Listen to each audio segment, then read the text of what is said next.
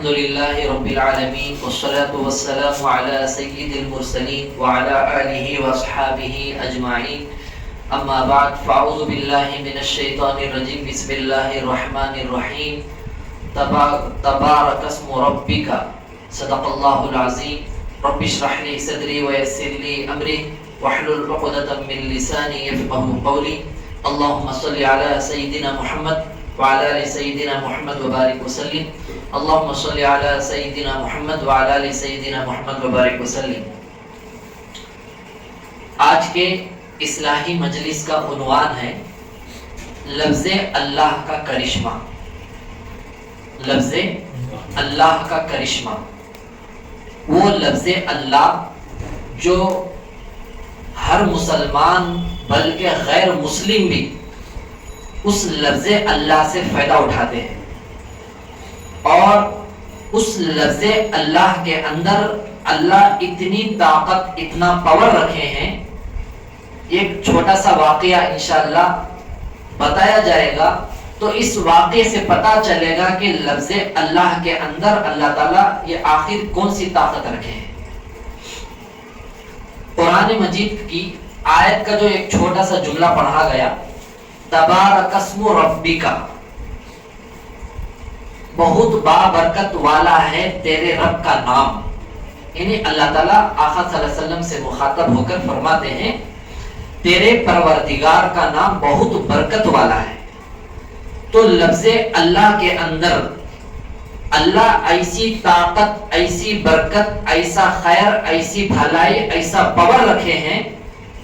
ایک چھوٹا قصہ جو باقاعدہ موجود ہے، کتابوں میں ثابت ہے، اسے ہمیں اندازہ لگا سکتے ہیں۔ ایک حضرت گزرے ہیں جن کا نام ہے حضرت خواجہ حسن رحمت اللہ علیہ۔ حضرت خواجہ حسن رحمت اللہ علیہ بہت بڑے اللہ والے۔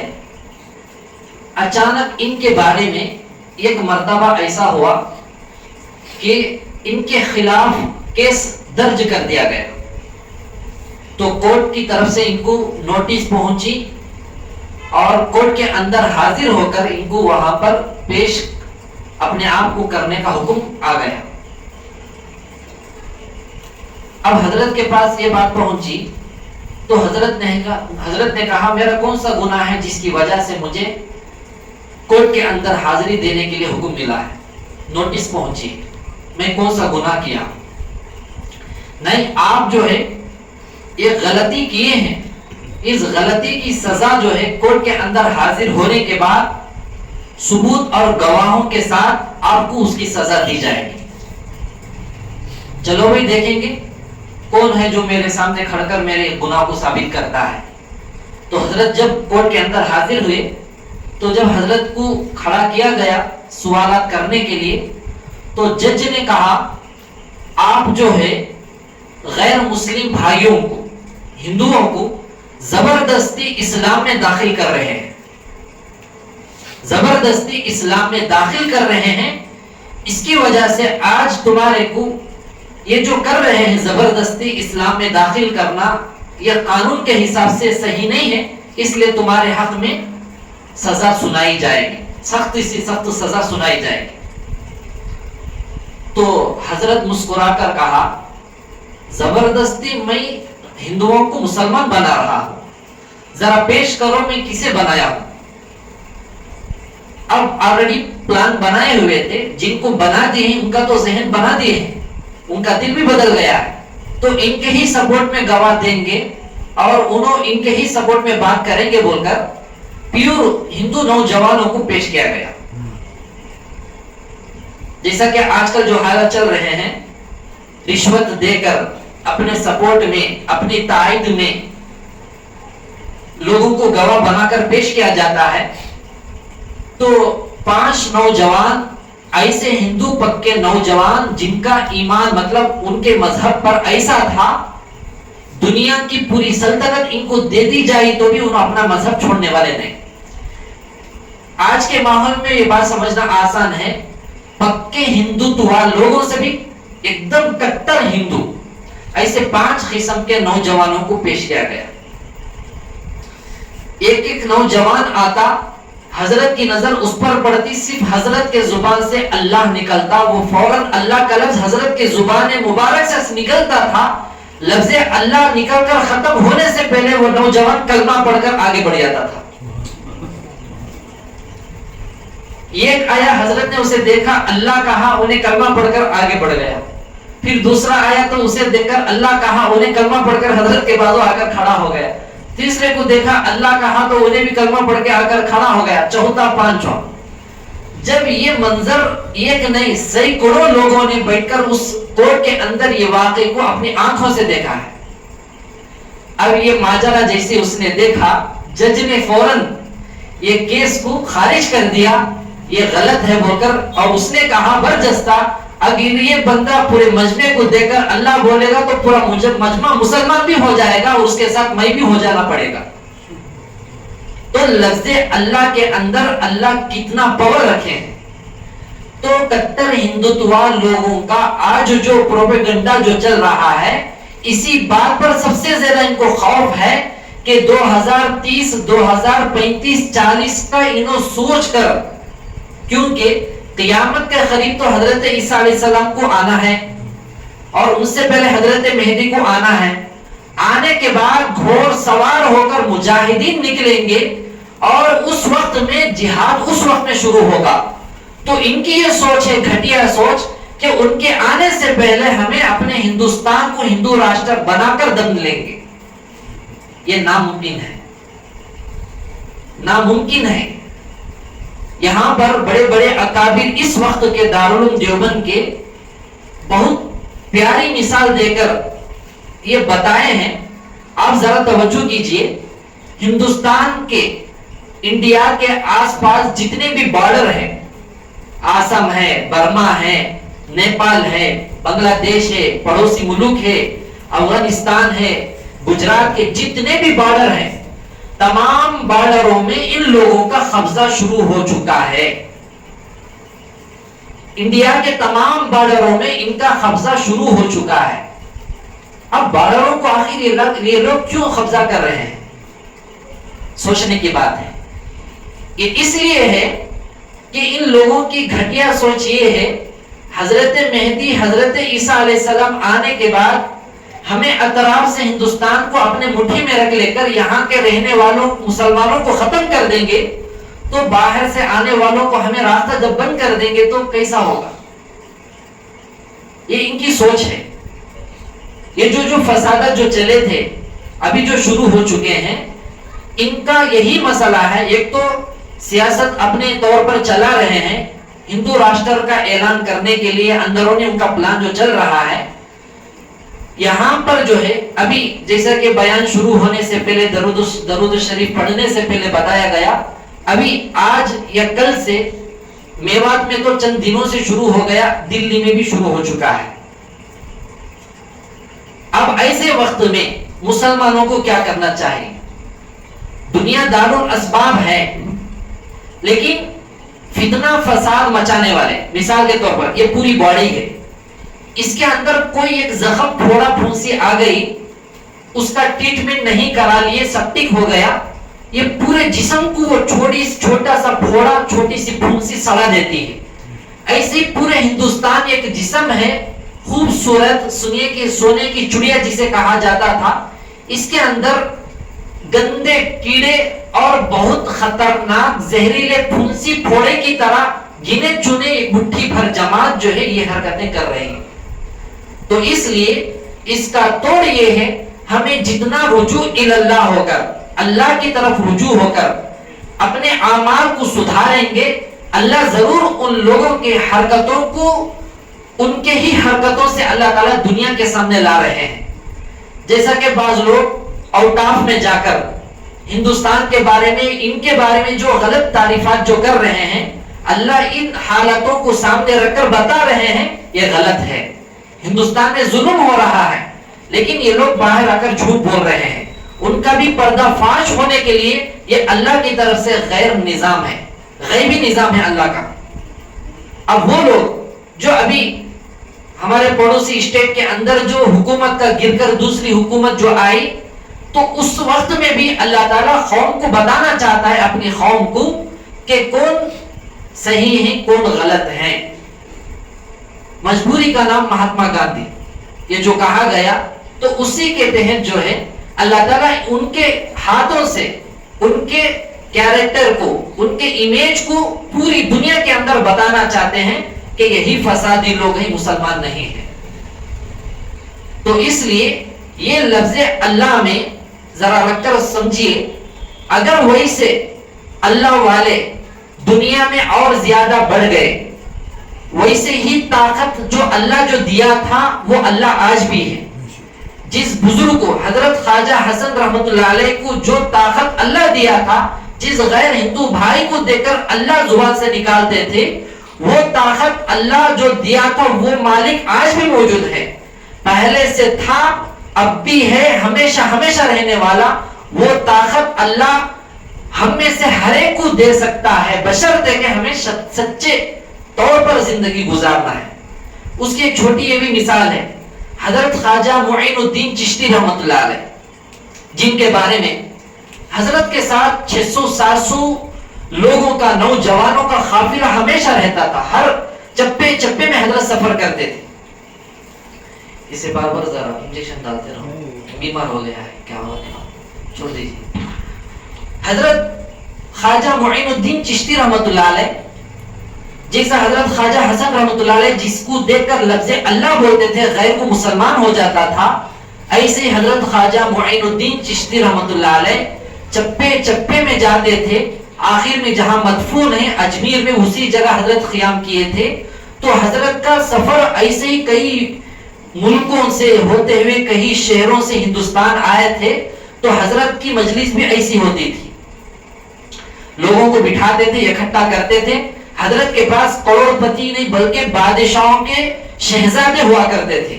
بادشاہوں کی حکومتوں کو، سلطنوں کو لات مار کے اپنا پورا پیسہ حضرت کے پاس لا کر رکھ کر دین کی خدمت میں ساتھ اٹھنا بیٹھنا کرتے تھے.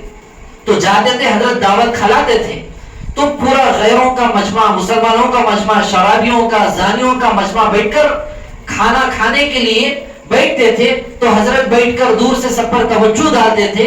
تو وہ شخص جو بسم اللہ بول کر نہیں بلکہ غیر کا بھی نام لے کر نوالا اٹھا کر حلق کے اندر جاتا تھا، تو حضرت مولانا خلیل الرحمن سجاد نعمانی دامت برکاتہم فرماتے ہیں کہ وہ نوالا حلق کے اندر اترنے سے پہلے ان کے زبانوں سے کلمہ جاری ہو جاتا تھا.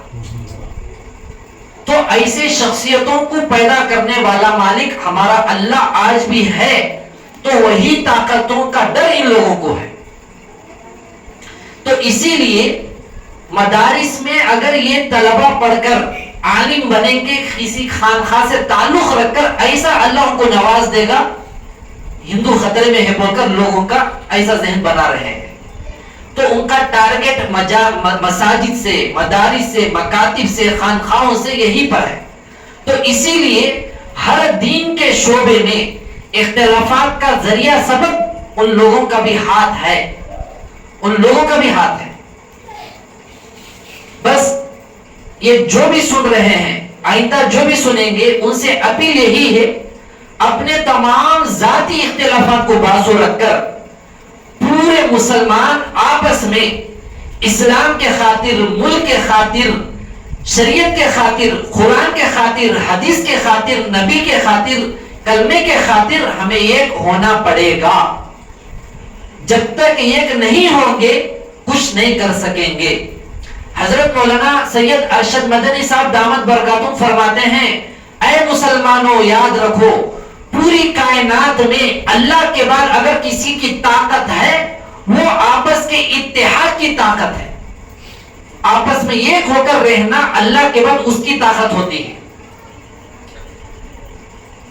ابھی آج علماء کے گروپ میں ایک میسج آیا، تو اللہ کا کرم ہے، کچھ حکومت کے قانون کے حساب سے جو پولیس والے کہلاتے ہیں، ان لوگوں نے زبردست لاٹھی چارج کر کے یہ ہندوتوا کٹر لوگوں کی زبردست دھلائی کری ہے، زبردست دھلائی ہوئی. اس سے معلوم ہوتا ہے ان کے کرنے سے کچھ نہیں ہوگا.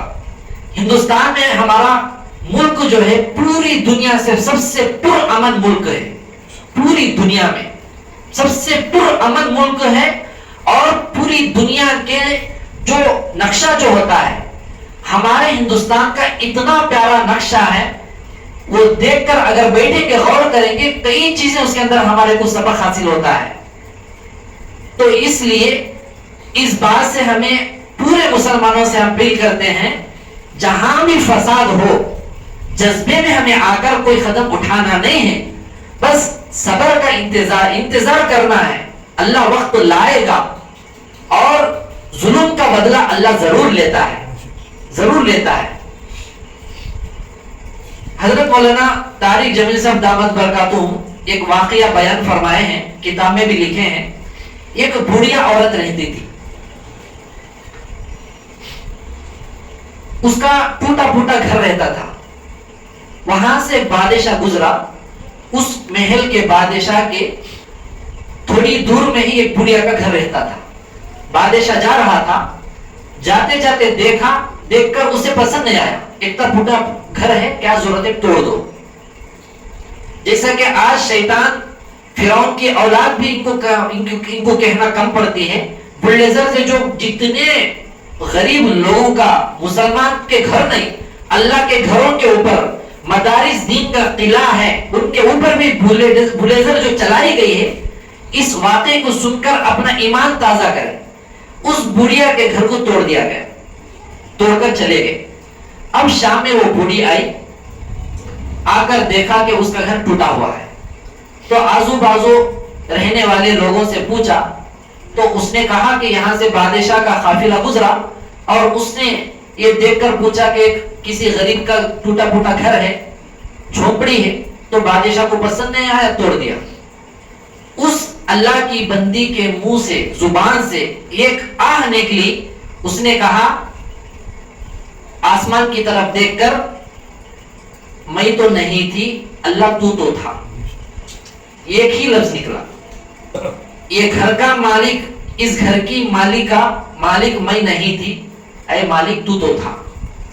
ایک لفظ نکلا، بادشاہ کا قافلہ پورا اس کے قلعے میں داخل ہوا. اللہ ایک جھٹکے میں پورے قلعے کو زلزلے کی شکل میں زمین کو حکم دیا، زمین اپنا منہ کھولی اور پوری سلطنت کو بادشاہ کے اس کے وزیروں کے ساتھ نکل گئی. ایک لفظ نکلا تھا، بس دل سے نکلا تھا.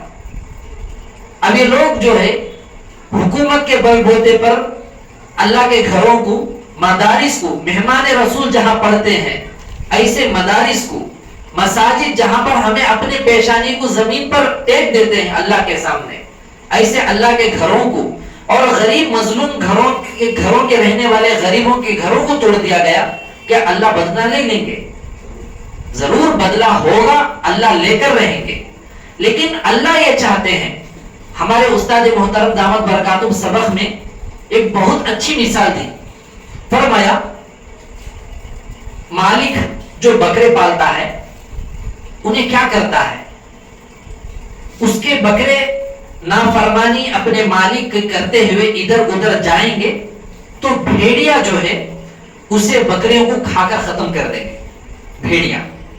تو اس لیے خاص کر آپ لوگ دیکھے رہیں گے بکرے چرانے والے، گائیں بھینس چرانے والے، ان کے پاس ایک دو کتے رکھے ہوتے ہیں، یا زیادہ رکھتے ہیں، 10 20 یا 5، ایک دو تو رکھتے ہیں.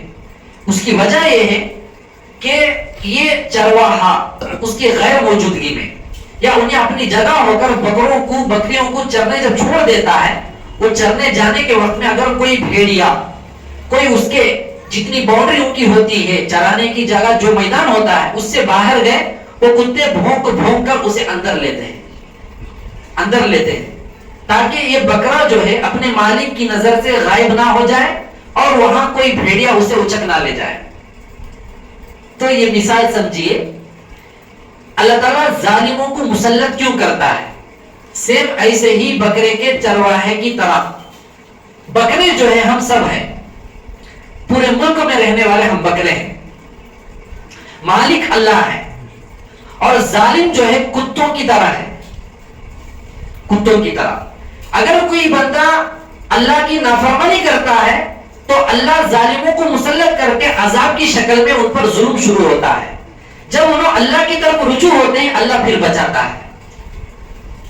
تو ایسے ہی اللہ تعالیٰ ظالموں کو مسلط کرتے ہیں, اور حدیث بھی ہے ظالم کب مسلط ہوتے ہیں, اس سے پہلے بھی وہ حدیث کئی مرتبہ بتائی گئی.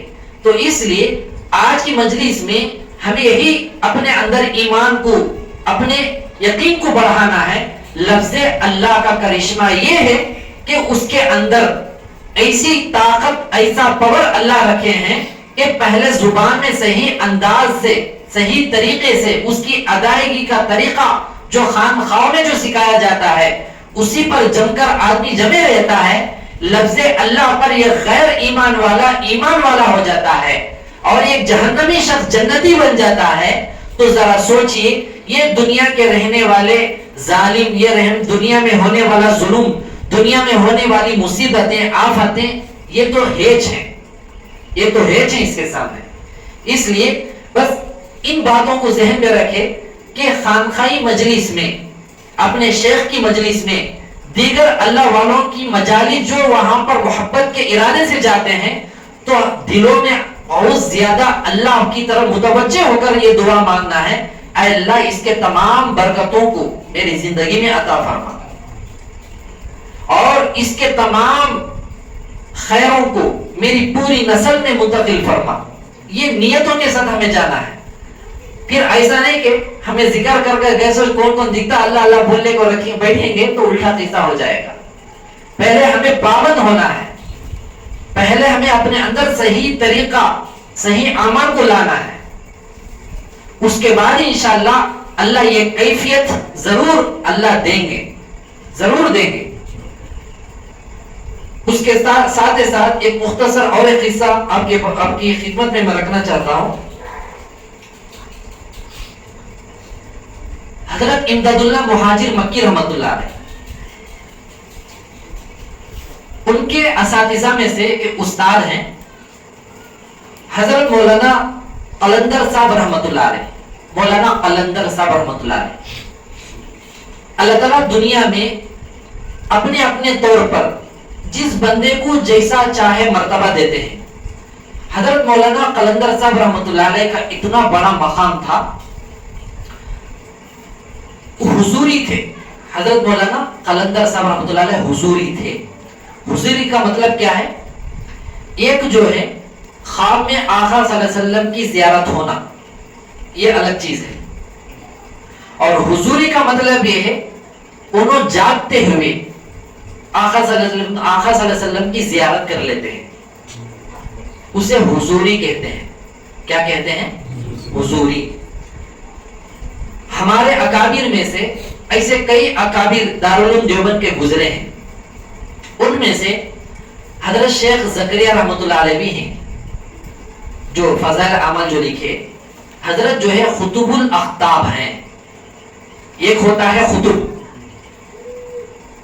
ہمارے ہندوپور کے خطب گزرے ہیں حضرت حافظ عبد الرشید صاحب نور اللہ مرقدہ نانا رحمت اللہ علیہ. میں ان کا نواسا ہوں بول کر مجھے ثابت کرنے کی ضرورت نہیں ہے, تعارف کے طور پر بتا رہا ہوں. خطب ایک ہوتا ہے, اور خطبوں کا جو ہیڈ ہوتا ہے انہیں غوث ہوتا ہے. تو خطب الاخطاب شیخ زکریا رحمت اللہ علیہ تھے, اور یہ حضوری کا مقام پائے ہوئے تھے. یہاں پر رک کر ہمیں سمجھیے شیخ زکریا رحمت اللہ علیہ اتنے بڑے مقام کو کیسے پہنچے. ان کے والد صاحب حضرت مولانا حافظ یحییٰ صاحب رحمت اللہ علیہ ایسی تربیت ان کی کرے تھے, آپ اگر سنیں گے تو ایسا کرنا جائز ہے کیا سوچیں گے. مدرسے میں پڑھنے کے زمانے میں شیخ زکریا رحمت اللہ علیہ فجر کی نماز میں کھڑے ہوتے تھے. ایک اسٹوڈنٹ مطلب اپنے کلاس کا ساتھی یا کوئی ساتھ میں کھڑا ہوتا تھا, مطلب جماعت ہوتی تھی مسجد میں. ظہر کی نماز میں جب کھڑے ہوتے ہیں, فجر کی نماز میں جو بازو کھڑا ہے ظہر کی نماز میں بھی انہیں ہی بازو کھڑا ہے. تو نماز پڑھ کر فارغ ہونے کے بعد شیخ زکریا رحمت اللہ علیہ کو بلا کر ان کے ابا یحییٰ رحمت اللہ علیہ پیر میں کا جوتا لے کر سر پر 100 مرتبہ مارتے تھے. کتنے مرتبہ؟ 100 مرتبہ گن گن کر مارتے تھے. آپ سوچیں گے یہ کیوں؟ ہمیں تو ایسے ابھی کسی عالم کو سنے نہیں, کسی شیخ کو سنے نہیں, یہ کون سا طریقہ ہے؟ اس وجہ سے مارتے تھے. پڑھنے کے زمانے میں اگر تو پڑھائی کے علاوہ نمازوں میں دیگر اوقات میں کسی سے اچھی دوستی کر لے کر رہ جائے گا تو کامیاب طالب علم نہیں بنے گا, تیرا فیوچر برباد ہو جائے گا. اس لیے دوستوں سے دوستی توڑنے کے لیے ان کو مارتے تھے. آج بتائیے کون سا دوست ساتھ دیتا ہے؟ اولاد اس ماں باپ کو ساتھ نہیں دے رہے ہیں, دوست کیا ساتھ دے گا؟ استاد کو شاگرد خود دھوکہ دے رہے ہیں, شیخ کو کہاں سے ساتھ دیں گے؟ تو شیخ زکریا رحمۃ اللہ علیہ کے اندر کسی بھی ساتھی کے بارے میں دلی دوستی, دلی محبت نہیں آنا ہے, عارضی دوستی باقی رہنا ہے. تو پیر میں کا جوتا لے کر 100 مرتبہ مارتے تھے. حضرت کی پوری زندگی کا ایک کتابچہ ہے جسے آپ بیتی کہتے ہیں, اگر یہ پڑھیں گے تو پوری زندگی ان کے بارے میں لکھی گئی ہے. جب انہوں جا کر ایسا بنے کہ پوری دنیا ان کے نام پر اشک اشک کرتی ہے. قرآن مجید کے بعد آج دنیا میں فضائل اعمال کو اپنے ساتھ لے کر پوری دنیا میں لوگ پھر رہے ہیں پاگلوں کی طرح. یہ مقام, یہ مقبولیت کیسے ملی؟ کہ ان کے ابا کی ایسی تربیت ہوئی. آج ماں باپ کے سامنے, ہاں میں ایک اعلان آج یہ بھی کر رہا ہوں, شریعت کے معاملے میں, شریعت اور حق کی بات میری طرف سے بتانے میں کسی کو میں غلط لگتا ہوں تو غلط سمجھیے, مجھے کوئی فرق نہیں پڑے گا. شریعت اور حق کی بات کھلم کھلا دو ٹوک اپنے ہو غیر ہو, ہمارے بتانے میں کسی کو چوٹ لگتی ہو اس سے ہمارے کو کچھ لینا دینا نہیں ہے. اور کوئی ہمارے کو جھوٹا کہتا ہے ان باتوں پر, ہمیں خوشی کے ساتھ اس الزام کو, اس تہمت کو ہمیں لینے تیار ہے. اگر کوئی بھی الزام ہمارے اوپر ان باتوں کو سن کر لگاتے ہیں, خوشی کے ساتھ ہماری کوئی قبول ہے. کیوں؟ ہمارے دارالعلوم دیوبند کے اکابر کو تو کفر کے فتوے دیے گئے ہیں. مولانا اشرف علی تھانوی رحمۃ اللہ علیہ کو تو نعوذ باللہ کافر کہا گیا. ہمارے آقا صلی اللہ علیہ وسلم کو بھی کہا گیا جادوگر کہا گیا. تو حق کی بات شریعت کے بعد کہنے پر اپنے ہو غیر ہو جو بھی کچھ بھی الزام لگا لے, کوئی بھی تہمت لگا لے, یا کسی کو سکھا کر آنے نہ دے, اس سے ہمیں کوئی پرواہ نہیں کرتے ہیں. کیوں؟ شریعت میں کمپرومائز اگر ہو جائیں گے, دنیا میں بھی اللہ کی طرف سے لاٹھی پڑے گی, زمین میں خبر میں بھی لاٹھیاں پڑیں گے, کل قیامت کے دن جہنم میں جانا پڑے گا. تو گھروں کے اندر, دنیا میں جس گھر کے بھی اندر ماں باپ کی نافرمانی کرنے والے, ایک مال کی لالچ رہنے والے کرتے ہیں, یا تو اکھڑ جاہل جن کو ماں باپ کی فضیلت قدردانی نہیں ہوتی ہے وہ کرتے ہیں, نہیں بولے تو دنیا کا علم زیادہ آ جانے پر بھی کرتے ہیں, زیادہ انٹرنیٹ پر بیٹھنے والے بھی کرتے ہیں, علم آنے والے بھی کرتے ہیں بعض مرتبہ. کیوں؟ علم جو ہے اللہ کی صفت ہے, اور اللہ کی صفت تکبر ہے, اور اللہ کی صفت جب کسی کے اندر آتی ہے وہ صفت کا اثر اپنے اوپر ہوتا ہے تو تکبر گھمنڈ آتا ہے. اسی گھمنڈ تکبر کو ختم کرنے کے لیے خانقاہوں میں جانا پڑتا ہے. تو موبائل ہاتھ میں زیادہ لینے والے, دنیا کا علم زیادہ حاصل کرنے والے, پیسہ جس کے پاس زیادہ ہو, ایسے تمام لوگ اپنے گھر میں برتن دھونا تو دور کی بات, ہاتھ میں جھاڑو لینا بھی انہوں تکلیف محسوس کر سکتے ہیں, تکلیف محسوس کر سکتے ہیں. اس لیے حاضرین میں سے اور جتنے بھی سن رہے ہیں, آن لائن سے ہو دیگر اس کے بعد بھی ہو, اپنے خاص کر لڑکا ہو لڑکی ہو, بالغ ہونے سے پہلے جتنی چاہے ان کی تربیت سختی سے کر دینا چاہیے. اگر نہیں کریں گے بہت بڑا پچھتاوا اٹھانا پڑے گا. کتابوں میں بات موجود ہے, 7 سال ہو گئے تو نماز پڑھنے کا حکم دو, 10 سال ہو گئے تو ان کو نماز کے چھوٹنے پر لکڑی ڈنڈا اٹھاؤ لگاؤ کہ ان کا خون بھی نکل جائے, کوئی پرواہ نہیں. 7 سال ہوتے ہی اپنے بستروں سے الگ کرو. یہ شریعت یہ تمام باتوں کو کیوں بتائی ہے؟ اس لیے کہ یہی تربیت کا زمانہ ہے. اگر یہاں تربیت نہیں پائیں گے، سمجھو شادی کے بعد یہ جو آج کل جو چل رہے ہیں طلاقوں کے مسئلے، خلا ہونے کا مسئلہ، اور گھروں میں جا کر کئی کئی مہینے بیٹھ جانا، یہ تمام اسی جگہ سے، اسی وجہ سے ہو رہے ہیں. بہرحال حضرت شیخ زکریا رحمۃ اللہ علیہ کے والد صاحب نے ایسی تربیت کیے کہ انہوں جو ہے پورے دنیا کا ہیرا بھی کام نہیں آتا، کوہ نور ہیرا تو ان کے دھول کے برابر بھی نہیں شیخ زکریا رحمۃ اللہ علیہ کے سامنے. تو حضرت ایک مرتبہ نماز پڑھ رہے تھے، مطلب آپ صلی اللہ علیہ وسلم کی ملاقات ہوئی. آپ صلی اللہ علیہ وسلم سے ملاقات ہونے کے بعد آپ صلی اللہ علیہ وسلم آگے بڑھے تو شیخ زکریا رحمۃ اللہ علیہ نماز میں کھڑے ہو گئے. کھڑے ہوتے آپ صلی اللہ علیہ وسلم کھڑ کر مسکراتے ہوئے فرمایا، یہ میرا اصلی دوست ہے، یہ میرا اصلی امتی ہے. تو شیخ زکریا رحمۃ اللہ علیہ بھی اس مقام کو پہنچے ہوئے تھے، وہ حضوری کا مقام پائے ہوئے تھے. شیخ زکریا رحمۃ اللہ علیہ کی وفات کیسی معلوم ہے آپ کو؟ مکہ المکرمہ میں حج کے سفر پر گئے ہیں، ان کی بیٹی خانہ کعبۃ اللہ کا طواف کر رہی ہے اور تھوڑی دیر کے لیے بیٹھے ہیں. حضرت رحمۃ اللہ علیہ کی بیٹی تھوڑی دیر وہاں پر بیٹھے سو رہے تھے. خواب میں آقا صلی اللہ علیہ وسلم کے ساتھ 4 بڑے خلیفہ آئے تھے، حضرت ابو بکر، حضرت عمر فاروق، حضرت عثمان غنی اور حضرت علی کرم اللہ رضی اللہ عنہ اجمعین آئے تھے. تو حضرت کی بیٹی نے کہا، اللہ کے رسول صلی اللہ علیہ وسلم کیا بات ہے؟ انہوں نے کہا، بیٹی میں آپ کے ابو کو ہم سب لے کر جانے کے لیے آئے ہیں. تو جیسے سن کر آنکھ کھولے اطلاع ملی آپ کے ابا کا انتقال ہو گیا ہے. تو اتنا بڑا مقام، جب ذرا سوچئے ان کی بیٹی کے اندر آقا صلی اللہ علیہ وسلم کی زیارت ہو کر یہ بول کر لے جا رہے ہیں، تو ان کی بیٹی بھی کس مقام کو پہنچی ہوئے. تو والدین میں ماں کی تربیت الگ ہے، اصل باپ کی تربیت ہے. باپ کی سختی ہی آدمی کو ہیرا بناتا ہے. تو شیخ زکریا رحمۃ اللہ علیہ کے بارے میں ایسا کئی واقعات ہیں کہ پورے صحابہ کی موجودگی میں آپ صلی اللہ علیہ وسلم خواب میں بڑے بڑے صحابہ کے ساتھ سروں پر امامہ پہناتے تھے. بہرحال حضرت مولانا قلندر صاحب رحمۃ اللہ علیہ حج کے سفر پر گئے.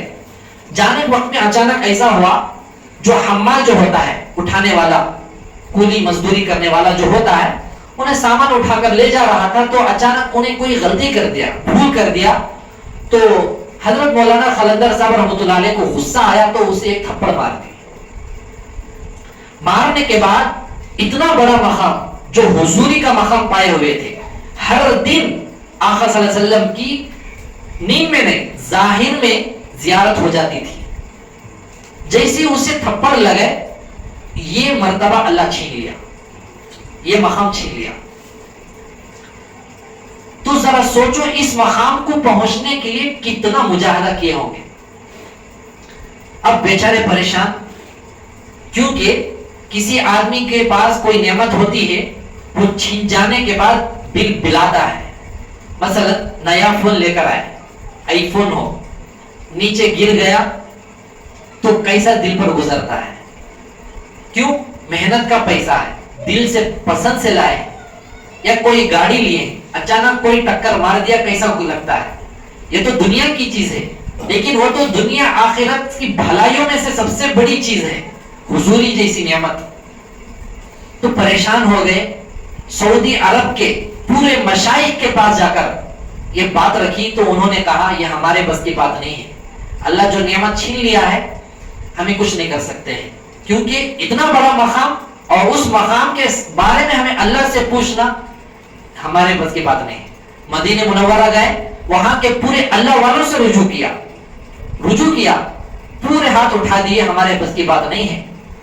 تو آخر میں کسی بزرگ نے کہا یہاں پر آقا صلی اللہ علیہ وسلم کے قبر اطہر کے پاس ایک اللہ کی بندی آتی ہے، ایک اللہ کی بندی آتی ہے جو مجذوبہ ہے. اللہ والوں کی کچھ مرتبے ہیں، اس میں سے ایک مجذوب ہے. مجذوب اپنے آپ میں نہیں رہتے ہیں، ہمیشہ اللہ میں ڈوب کے رہتے ہیں، اور ان کے اشارے سے، ان کے بول سے جو کہتے ہیں اللہ وہ کر کے بتا دیتے ہیں.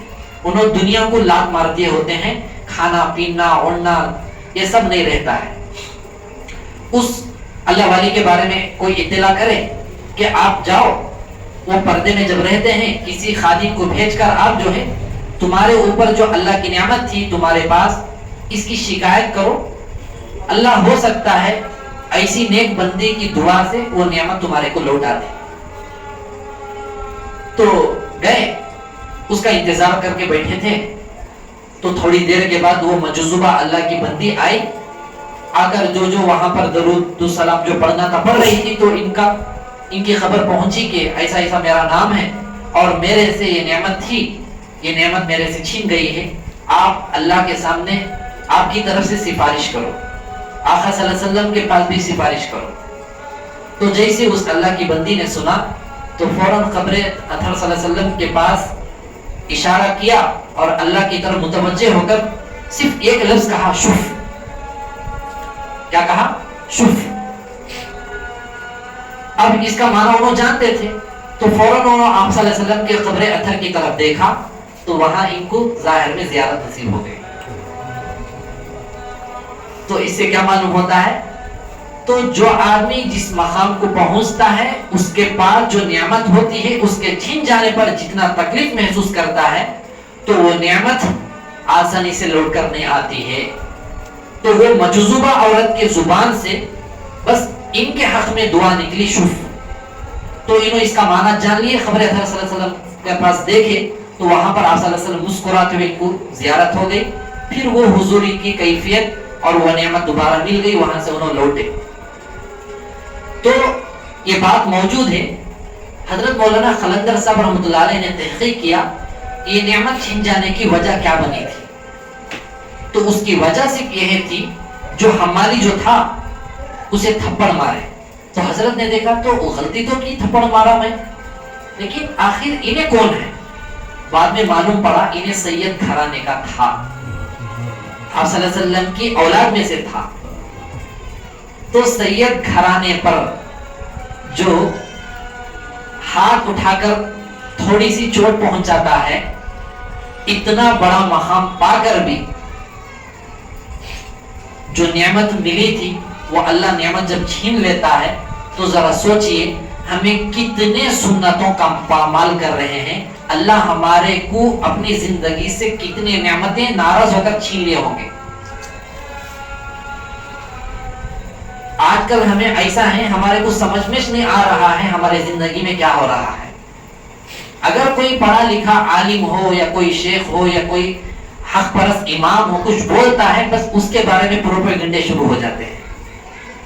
ایک ایک سنت کے بارے میں جو ہمیں غفلتوں میں پڑے ہیں، کتنی زندگی میں نعمتیں کیا کیا چھین گئے ہوں گے. اس لیے ہمیں اللہ کی ملی ہوئی نعمتوں کا شکر ادا کرنا ہے اور زیادہ مزید سنتوں کو اپنانا بھی ہے. شکریہ ادا کرتے رہیں گے. لئن شکرتم لازیدنکم ولئن کفرتم ان عذابی لشدید. اگر تم میری نعمتوں کا شکر ادا کرو گے میں ان نعمتوں میں اضافہ کروں گا، وَلَئِن كَفَرْتُمْ اگر تم ناشکری کرو گے میں نعمتوں کو چھین لوں گا.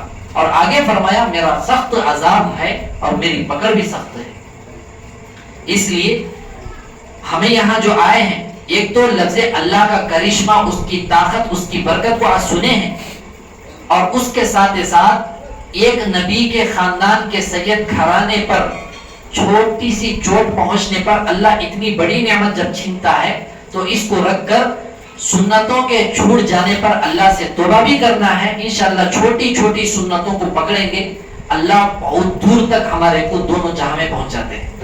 اس لیے ارادہ کریں انشاءاللہ ہمیں پابندی کے ساتھ اعمال پر جڑے بھی رہیں گے، اور وقتاً فوقتاً جو بھی ہمارے ساتھ اعمال، معاملات، معاشرت جو بھی ہمارے ساتھ پیش آئے گا اسے شریعت کے مطابق اور اللہ والوں سے، مشائخ سے جن سے ہمارا تعلق ہے ان سے رائے مشورہ لے کر ہمیں کرنے والے بننا ہے. اللہ تعالیٰ عمل کی مجھے بھی اور سب کو بھی توفیق نصیب فرمائے. آمین. وآخر دعوانا الحمدللہ رب العالمین.